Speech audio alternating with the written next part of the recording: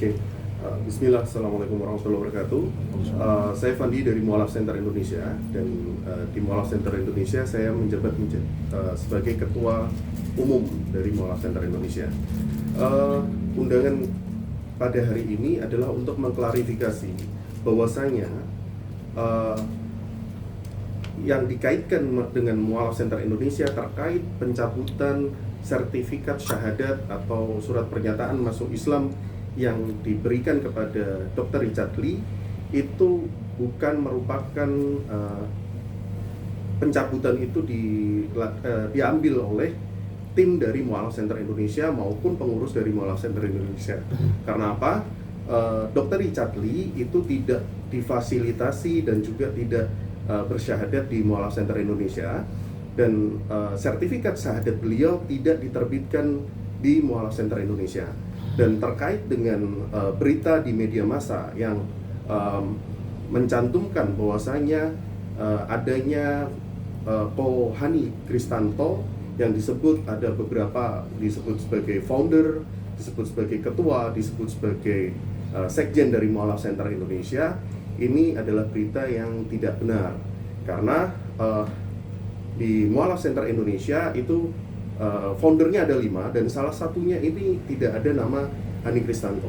Hani Kristanto pernah menjabat di Mualaf Center Indonesia sebagai sekretaris jenderal itu pada tahun 2014 sampai 2016. Jadi 2016 beliau sudah tidak berada di Mualaf Center Indonesia, dan ketika pencabutan itu Hani Kristanto sudah barang tentu bukan bagian dari Mualaf Center Indonesia. Itu tentang posisi dari Kohani Kristanto, dan juga tindakan dari Kohani Kristanto mungkin adalah bentuk dari punishment dari secara administratif yang mungkin diambil oleh yayasan yang beliau naungi, mungkin yang dimana tidak menjadi tolok ukur bahwa Dr. Richard Lee ini juga akhirnya status mualafnya itu terangkat atau syahadatnya batal, bukan itu. Tapi saya yakin juga dari Kohani Kristanto itu hanya ingin memberikan sanksi secara administratif, yang mungkin dengan berbagai alasan yang beliau ambil, gitu kan. Dan juga kalau kita melihat dari segi di mana Dr. Richard Lee sendiri, dengan saya rasa dengan kesungguhan beliau dengan menunjukkan bahwa beliau sudah masuk dalam Islam ke media massa, itu adalah sebagai bentuk di mana kesungguhan dari Dr. Richard Lee mempertanggungjawabkan dia mengucapkan kalimat syahadat itu tadi. Artinya terkena dampak sendiri sih Mualaf Center Indonesia dengan kekisuhan misalnya? Iya, secara dampak di Mualaf Center Indonesia kita akhirnya dikaitkan dengan berita itu, dan kita lihat di media massa banyak pro dan kontra, gitu kan. Dan dari sini kami dari Mualaf Center Indonesia merasa perlu untuk memberikan klarifikasi bahwasanya tidak ada keterkaitan dari kejadian yang kemarin terjadi dengan Mualaf Center Indonesia. Gitu. Ada data kerugian belum sih Mas mungkin?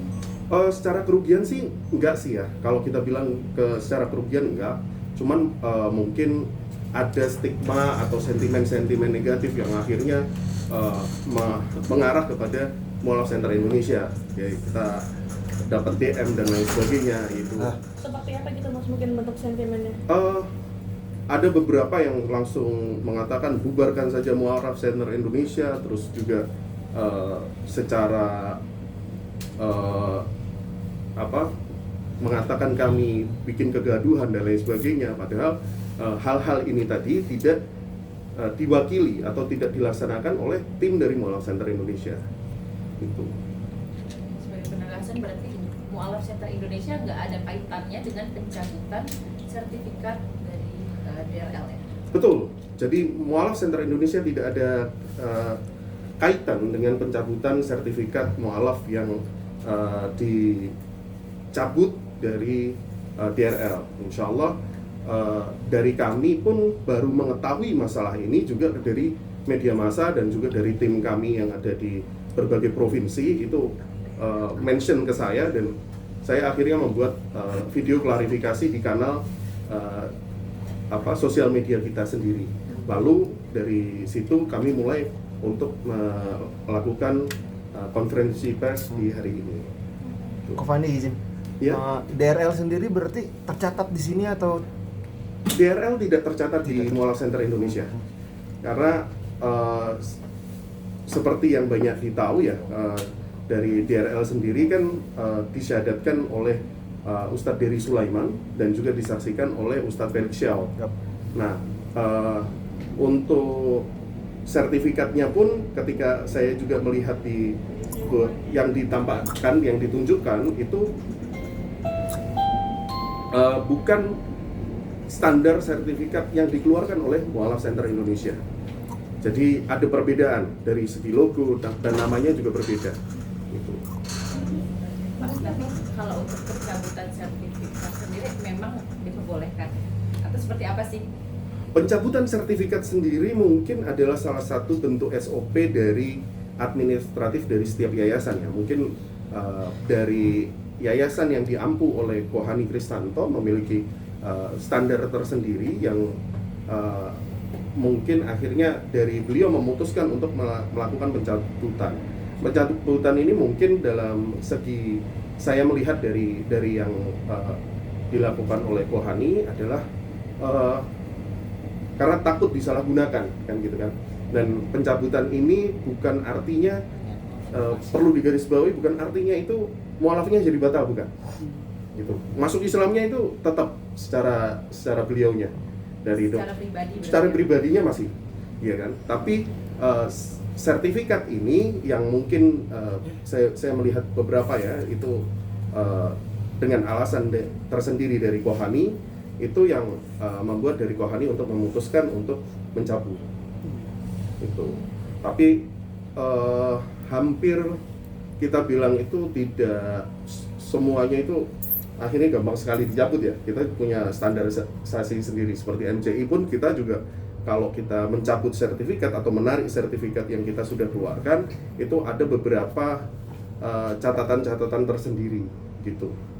Mas, kalau misalnya sertifikat mualaf seseorang dicabut kan bukan berarti menggugurkan mualafnya. Iya, betul. Tapi mungkin ada, bukan punishment, maksudnya ada dampaknya nggak sih atas pencabutan itu, atau mungkin status KTP seseorang akhirnya berubah kembali atau kayak gimana gitu, Mas?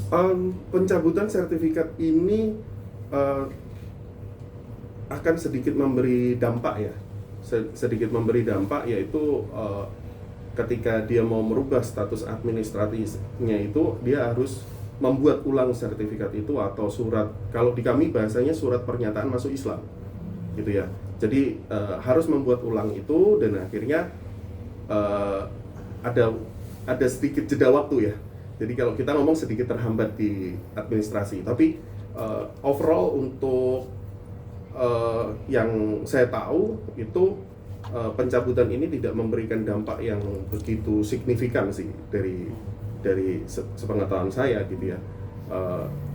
Itu sih dari sudut pandang saya, tapi nggak tahu kalau dari sudut pandang dari yayasan lain seperti apa gitu. Kalau Mualaf Center Indonesia seperti itu ya, maksudnya? Ya.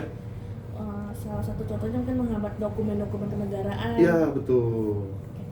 Secara gambaran umum, Mas, kalau boleh tahu, untuk seseorang akhirnya bisa bikin surat mualaf sertifikat mualaf itu seperti apa sih mungkin, Mas, jalur-jalurnya sendiri, Mas?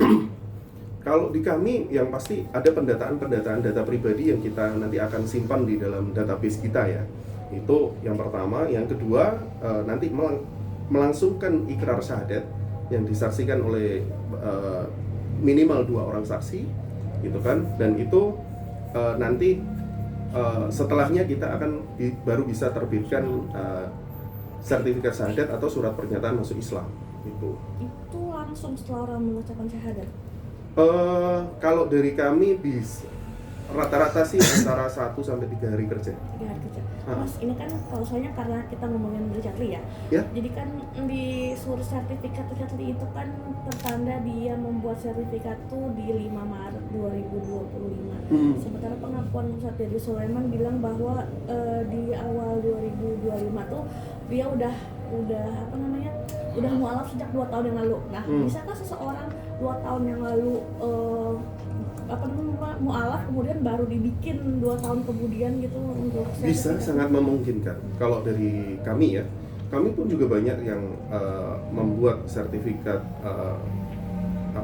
pengakuan masuk Islam itu tadi, itu selang 6 tahun, 7 tahun dari dia bersyahadat ketika dia mau merubah kolom agama di KTP-nya.